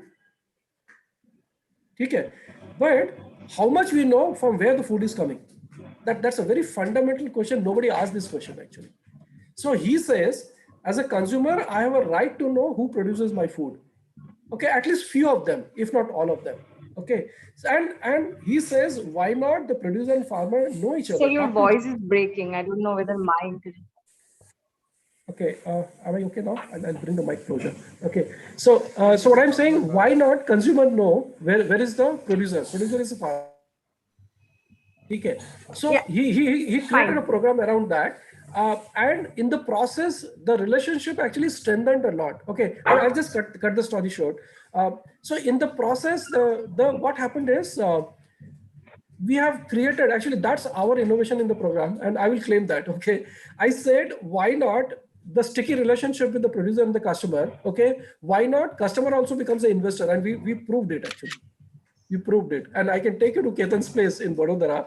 Okay, his first, then he moved on to A2 milk, okay, which is getting popular these days again. Okay, his first investor on the chilling and pasteurization plant was none other than his customer.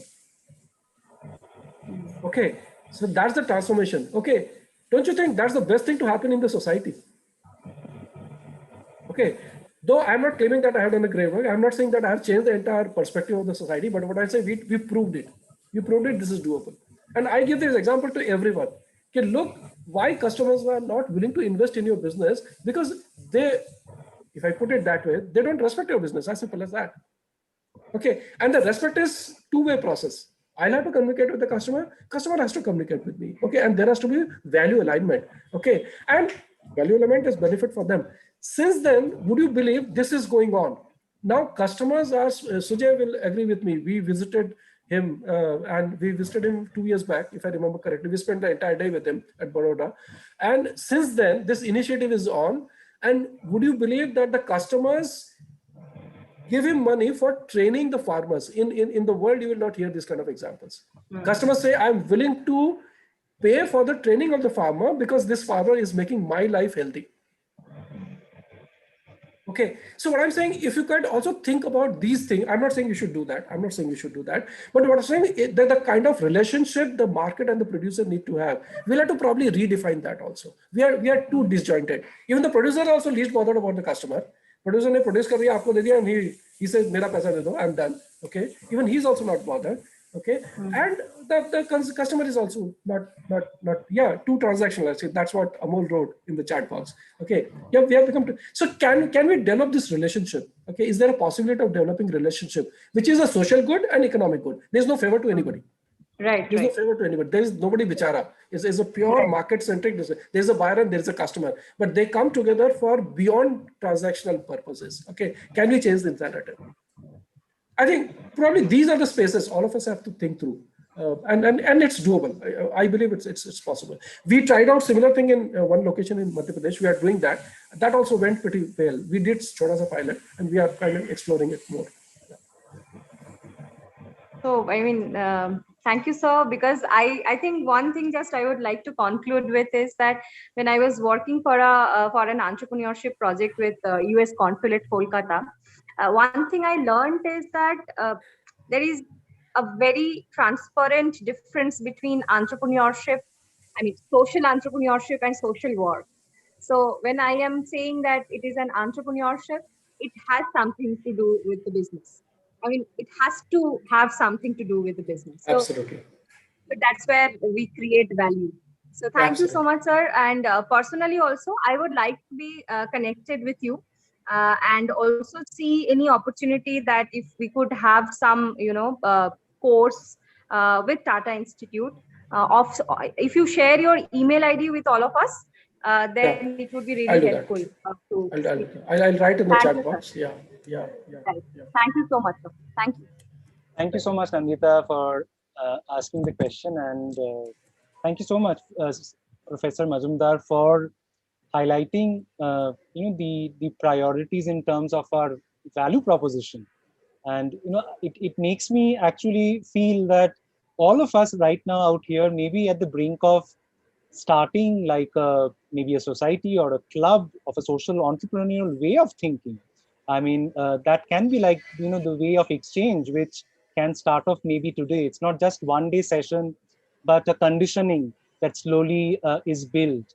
If I may, we are already kind of just past 6:30, and Sir's been really at it, with all his usual high energy, high octane, delivery.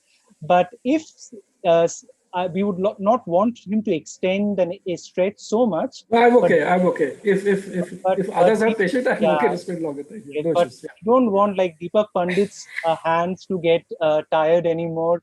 He has been wanting to Yes, ask a yes, question. Deepak, yes, if yes, you yes, want to raise a So thank question. you so much. yes. Yeah. Thank you so much. And Dr. Majumdar, it's been fascinating to watch the intensity and the lucid way you've expressed. I'm from BML Munjal University, and I recently took over this focus on entrepreneurship at their Institute of Innovation and Entrepreneurship. Ji. And my question which comes to my mind is, there is an incubator, Propel here, fairly successful, they would say young university. The private sector focuses on incubation and entrepreneurship. Hmm. Now, there are social projects that are done. Hmm. And while there is a desire to do social entrepreneurship, it contradicts with that incubator and the for-profit venture which gets funded. So that's a Hmm. Hmm. dilemma that I'm also kind of, Hmm. and in all my career, I've also dabbled. I must say, I'm not a social entrepreneurship man.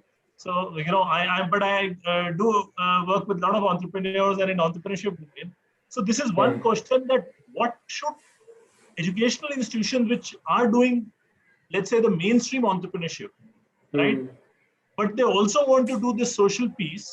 What Hmm. are the, shall I say, the best practices that one can adopt Hmm. and get some Hmm. capabilities? The other question Hmm. is, if and when they were to do this, Hmm. so there are one big world problems, water Hmm. sanitation, Hmm. food Hmm. alert, and the other is the ecosystem problems, because all universities would be in Hmm. some local ecosystem. Which Ah. is the better choice? Because we have to, within the overall architecture of doing entrepreneurship, this is another project.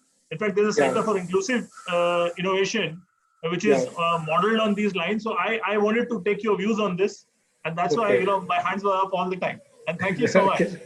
Yeah. Okay. Thanks, Deepak ji. To be very honest, I may not have the right answer, but I'll try.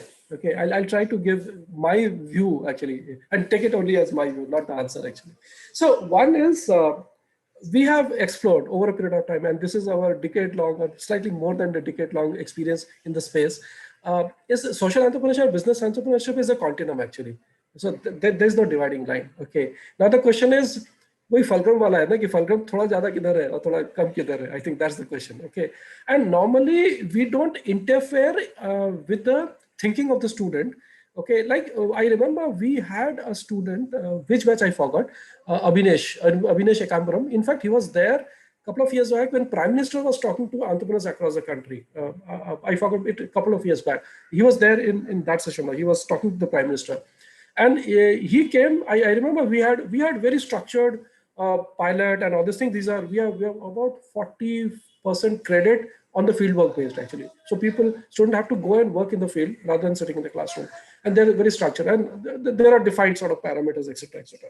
So he came and said that, so I don't, though I understand what you are talking is, but I'm an engineer, right? I want to do something which is engineering, okay? And I'm not very, so can I do this volunteering with some old age home? I say, so I said, don't stretch unnecessarily too much, yeah. Don't stress your mind, okay? कि जबरदस्ती कि आप old age home में जाके social service करो because there is a 18 credit course in TISS. Don't do that. We'll give you credit. What do you want? Then he said, actually, they have designed a automobile, and now the company is launched, and they have got investors also, and they were incubated by NIT Trichy, and they have designed a hybrid scooter. Okay, and it was funded, it was developed at that point of time. They have filed patent at that point of time. I'm talking some 4, 5, 6 years old story, right? And he said, my heart is there. I want to become an automobile man. Okay, so all this social impact doesn't suit me. Perfect. But I said, explain me the product. And since I also come from engineering background, I can understand what he's talking about. And my major part of my research was in auto component sector, so I can resonate what he's referring to. He said, this is what it is. It will save fuel, and this will. I said, amazing, yeah. You're saving the environment actually. Probably you have not thought through that you're saving an environment. You thought only about innovative product, but actually you are doing that. So I said, he said, will you call it a social enterprise? May not be in a very technical sense, yes, but you're contributing through your economic enterprises, business enterprises. I'm kind of clarifying that. Through your business enterprise, you are contributing to the social value creation. Okay, and that's an amazing thought. The country will remember you. And I heard after some time, so I said, please go ahead. Don't unnecessarily stretch your mind to get into Jabardasti wala social enterprise. Don't do that. Where your heart lies, do that. Okay, and do it sincerely, committedly, and do something good there. So I think don't worry if it is pure business. It doesn't matter. Okay, do something which you love to do it. So he said, thank you, sir. I got relieved. Okay, so kind of thing. And then he continued, actually. He had 3 partners, I think, or 2 partners. Now they are the investors. Other day, I read some LinkedIn message about it. So in the process, I think 2 or 3 years ago, TVS Motor actually wanted to take them over, actually. They saw a future, right? So I think as a incubator, as an institution, let us not become too, I would say, too orthodox about what we call as social entrepreneurship. Let students explore. And that's precisely the word explore is mean. Let them experiment also. And let them say, my heart is here. And since I consider as a continuum, in the society, we need business enterprises also. Right. For example, I always give you an example. If you don't have a business enterprise, who will give me 2 rupees ka Parle Ji ka packet in the remote corner of the country? It's only business enterprise can do. Social enterprise cannot do this. And that's what I said. Social enterprise won't have answer to every problem in the country. Okay. Only the business enterprise can do this. 2 rupees ka Parle Ji only a business enterprise can do. Social enterprise will not do it, should not do it. Okay. So what I'm saying is there's nothing wrong in also helping students to think through what they want to solve. And that's precisely our argument. Probably social enterprise would solve social problem, business enterprise will do solve market problem. And we need both kind of solutions.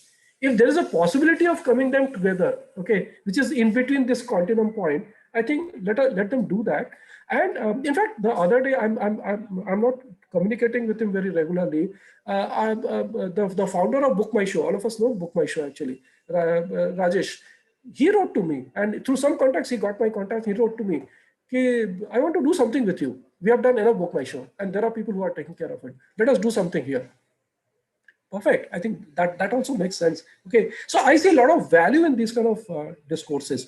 So I would suggest not to unnecessarily very regimented way enforce social entrepreneurship in very, very stricter form. Let it evolve, let it evolve. And that's the benefit of not having a definition. Again, I'm going by not having it. That's the benefit of not having a definition. And let students explore. If they think there could be something which is value creating in a different way, let them do it. If they think that they need to do a pure business enterprise, we should not discourage them. Neither we should condemn them. I think we need good business enterprises also. We need, we need technology also. We need tech startups also. And I think there is a space for everyone. So that's my submission. And regarding what you said is the working with the local community, I think that must be there. And again, because what I'm saying is our students need to connect with the community. Okay, again, not for bichara wala narrative. अरे बेचारे ये गरीब लोग हैं, इनके पास खाना नहीं है, इनको खाना दे दो, दिवाली में गिफ्ट दे दो, which all of us do that actually. Okay, I think let them not do this. You sit with them and solve their problem. I think if you can create a program, if you can create a credit-centric program with that, which actually we also do with our students, I think that would be the real sense. So what we want this sensitivity with this empathy to understand that this is also a society. Okay. Poor people are not criminals in this country. They are deprived of several things, right? But nobody is killing each other, right? And what actually, this observation was not my observation. I had a friend from US. She came to India and we were doing some joint research and we were in Hyderabad actually. And to be very precise, we were traveling from Hyderabad city to ISB. And on the side, there was slum. I forgot which slum was that. And she said, look, kids are playing. They're happy. I said, so what? I could never observe this because for me, it's a kind of very normal, right? She said, no, I thought the poor people are always upset. Okay, they don't smile. I think, what are you saying? So smile and happiness is not the prerogative of us. Okay, it's a human nature, right? People can be happy even under deprivation also, right? So she said, I want to spend some time. And we stopped the vehicle. She was with me. We stopped the car. She just went around to observe them. And for her, it's a deep observation. I never, she said, no, it's a lesson for me. And she's basically Chinese, but American. She said, I could never imagine that the country has such kind of manifestations also. And I think if our kids, our young kids start observing this phenomena, we need not guide them, let them observe. So that's what we do. Unfortunately, our first year students are caught in this COVID situation. Otherwise, we ask the student to spend 1 month in the village. Okay, Charles is there. I could see his face, smiling face. Okay, so we ask them to just go and live in the village and spend time with them. Okay, sleep at their home, eat their food, enjoy their way of life. Okay, take bath in the rivers or whatever, pond or whatever. Okay, and just understand the life. I think if you understand the life of the people in this country, I think a lot of problem can be solved. And not to look at the people, again I'm saying, not to look at the people as deprived and bichara kind of thing. Understand their life. I think there's a possibility. So even if the local community, they start connecting with them, I think that would be a great strength. That would be a great strength. Because I was teaching one course in IIM Indore some time back, and the students started a community school actually with the local community, and it's going pretty well. Every year, students pass on this baton to the new batch, and it's continuing for quite some time. It's a kind of semi-formal, I would say, community-based school kind of thing. It's going pretty well. Even those initiatives are really very good. So maybe just that's what I said. I don't have an answer to your question. Maybe these are some of the perspective which can sort of plug in the initiatives. Thank you. It gives a perspective, and I think the capacity building piece will probably evolve because yes. What I've realized is that the empathy required for social projects is a little different, though it's also entrepreneurial, right? Yeah. You need to build a different set of skills. So that capacity itself is sometimes required. And absolutely. Absolutely. I'll reach out to you for your advice and support as we progress through this. Yes, right? Sure. So it's a very provocative question. Good that you asked that question. This is very thought-provoking question. No, but it's something which I have, not only here, I have dabbled with this problem at other, and in a class, I've always found that there's a good 20-30% of students who would want to do social projects, right? But majority would want to do for-profit projects. And the criteria, since cannot be profitability always, and then there becomes a very lively discussion that how do you guide them and how do you guide others? And there is a bias towards monetization. So I've realized over the years that this bias has to go. We need to develop different benchmarks. Thank you. Thank you. It gives me a perspective. Thank you so much, Deepak, for asking the question. And it was so much about like constructively disrupting the definitions that Professor Majumdar has been highlighting throughout, not maintaining the regimented approach, which is very significant, and to explore more. On that note, sir, one final question, maybe to round the session off, which we received from our YouTube live, is about what is the best company structure, if any, that might exist for a non-profit social entrepreneurial venture that you would like to highlight for many eager participants to understand. Is there a strict compliance connected to becoming a social enterprise? What do you? No, actually, my take on this question, again, that's my take, right? It might not be the right answer. Okay, I think the first question which we need to ask is, who is your primary stakeholder? Whose problem we are solving? Who are they? Okay, that's the first question, right? And from there, the whole model has to emerge. Okay, for example, if I'm saying that my primary stakeholder are the children from the poor community who are deprived of nutritious food. Okay, it's very much a problem which need to be solved, right? As simple as that. Now, certainly it cannot be a market-based approach, because I know this family cannot afford nutritious food. Otherwise, this would have never been a problem, right? They cannot, right? So certainly, if I start say that I have a great food, please buy it, it won't work. As simple as that, right? That's one example. Second example, I go to a community and communities say that we are willing to pay for education, and that's the truth. I'm saying that's the truth. Okay, in slums there are English medium schools. Okay, Bombay is known for its slums. Okay, Dharavi and all this thing. Dharavi has an industry. Dharavi is an industrial area, and the best of the brands are produced in Dharavi. Okay, best of the leather products are produced in Dharavi. Probably you never know that these are produced. Okay, and I won't be surprised that Nike and Reebok, all this production happened in Dharavi. Best of the apparels are manufactured in Dharavi. Best of the bakeries are in Dharavi. Okay, Dharavi is actually an industrial area, right? Unfortunately, the picture we get in Dharavi, the slumdog millionaire, is not the right picture. That's one of the pictures, I would say. Dharavi have multiple pictures, right? Okay. Now, if I want to intervene, and Dharavi has amazing innovations, amazing people, amazing innovation. There are generations and generations who are living in Dharavi. generation. I met one of them very closely. In fact, I wanted to reconnect with him. I'm not okay. So he says that my grandfather was in the slum, my father was in slum. I'm a graduate from XYZ college. Yes, I'm a slum resident. So what? If you say I'm a resident of Navi Mumbai, I'm a resident of Jadavpur, Kolkata, so I'm a resident of Navi Mumbai. So what's a great deal? Okay, where is the stigma? There's no stigma, right? Now, if I want to do some favorable things to them, कि यार ये free में खाना ले लो, it doesn't need actually. They don't need. Okay, they don't need, right? They are very much a market. The entire population is a market, right? They don't need freebies, right? Let us do something which is meaningful to them as in a very enterprise mode. So I give two extreme examples. There could be something in between also. So my first question is, who is the primary stakeholder? Okay, which is the problem which I want to solve? But the problem has to be equally articulated by the people themselves also. It's not you see a problem. They will have to appreciate this is a problem. Okay, when we go to Java, the first learning came is people are reluctant to go to schools and colleges.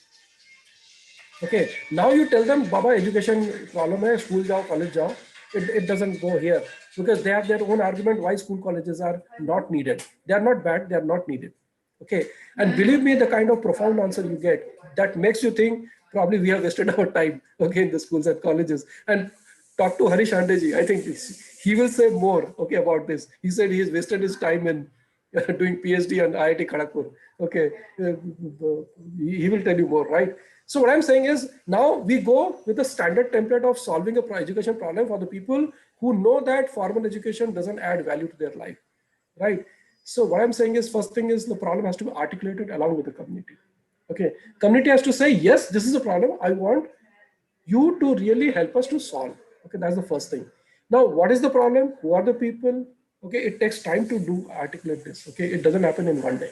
Okay, we spent 5 years in Java. That's what I was saying. And on the 6th day, we started working with them. Okay, sometimes it takes as long as we have patience to do that. Okay, we can do small experiments, but what I'm saying that as a thing. So the whole structure, in my view, will emerge from the problem. Okay, eventually we start solving the problem, creating a model, creating a structure, and then you can say, okay, fine, it's so far non-profit because the charitable stuff. Okay, let me go back to the parent of these children whom I'm supplying food for free or whatever, or subsidized cost. Will they pay for XYZ percentage of the cost? Probably yes. Okay, then I can talk about going hybrid and so on and so on, right? So what I'm saying is, let us not. And I'm quite, I would say, I'm quite allergic, if I use that word. I'm using it in the public, okay? When people say, should I start non-profit or should I start for-profit?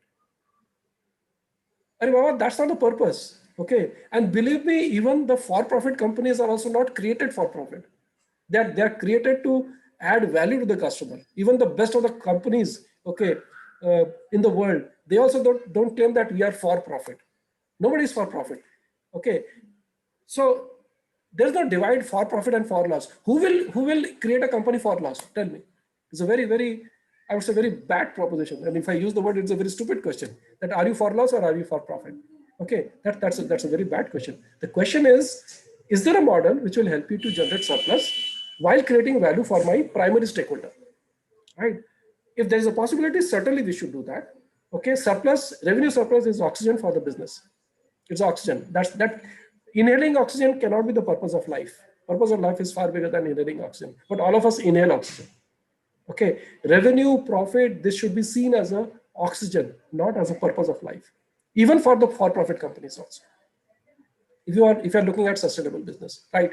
So I'm very allergic to this question, as I said, that if somebody says, should I do for-profit, should I do not profit? Okay, so should I inhale oxygen or should I inhale carbon dioxide? Okay, that kind of question. Okay, these are not the question. The question is, what is the right model for the problem, for the primary stakeholder, which works for them to create value? And eventually, can I start generating revenue surplus so that I can do it more? There's nothing wrong in generating profit. Profit is not the bad word. Profit is not at all a bad word. Okay, so there's no question of feeling shy that I'm for-profit company. Why we put this question? Because we kind of label it for-profit is bad. Okay, I think let us remove these labels, and that's precisely what I'm saying. Let us explore.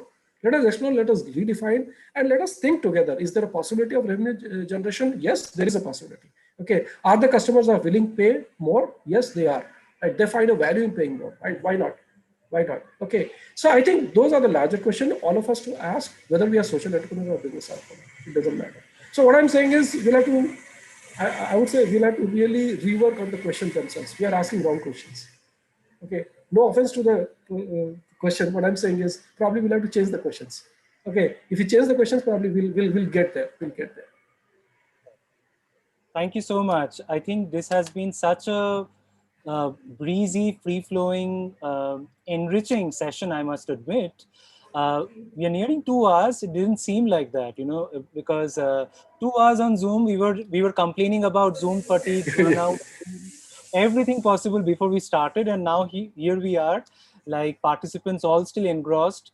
None of the faces which I can actually see even give a hint that they want to come out of this session. That's the that's the traction that we are possibly generating as a value proposition, as a knowledge creation for all of us out here. And we can't thank Professor Majumdar enough for this. And I can assure you from Catalyst that this is going to be the start and beginning of much more that we have in store, to constructively build onto this. Professor Majumdar's guidance, all of yours inputs, which really enriches and creates the necessary structure. We would love to see that this does not remain just as one enriching, enlightening session on a Thursday evening and that we conducted, but as a start of, if possible, whether you call it a revolution, a conversation, a society, a club, a way of thinking that we will be requiring more and more if we really want to sustain ourselves, in Professor's words, in spite of being dependent and waiting for the COVID-19 virus to go out of the world if possible. So on that note, I would like to thank every participant once more. Sujay, who has been there with Sir for seamlessly coordinating with me about everything. And from Catalyst, we would love to take some more feedback, which we'll be sharing very soon after this session today. And we understand that the session also takes time to seep inside our understanding. So we have a YouTube live which is also concurrently running, and we will be sharing the YouTube live, the video later on, with all of you to review, to reflect upon, to criticize, and definitely to ask more questions that we can run by Professor Majumdar whenever possible, right? And as Sir mentioned in his presentation, do explore the opportunities in the entrepreneurial space. Let the conversation start happening. We will be sharing the details for the opportunities that lay in front in terms of the Nirantar program, the lifelong education program, the executive program. I saw someone asking Sir actually about an executive program for PhD graduates on entrepreneurship. So we will be sharing possibly like the spectrum of offering that the School of Entrepreneurship from TISS has to offer.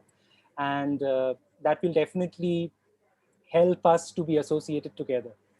Thank you so much, everyone. Namaskar from me also. Thank you. Thank you. We loved your participation. We loved your encouragement, to support our endeavor. And as we mentioned, I can promise you that this is not the end of the session, but the start, of an evolved way of thinking. Absolutely. Right? Absolutely. Thank you. Thanks for the very interesting questions and active participation. And thank you, Sarveshwar, for actually triggering the whole thing. Yeah, great. I really enjoyed the time. Great. Thank you. Truly appreciate to take out so much of your precious time for us. Thank you so much. My pleasure. Thank you. Thanks a lot. Thank you, everyone. Bye.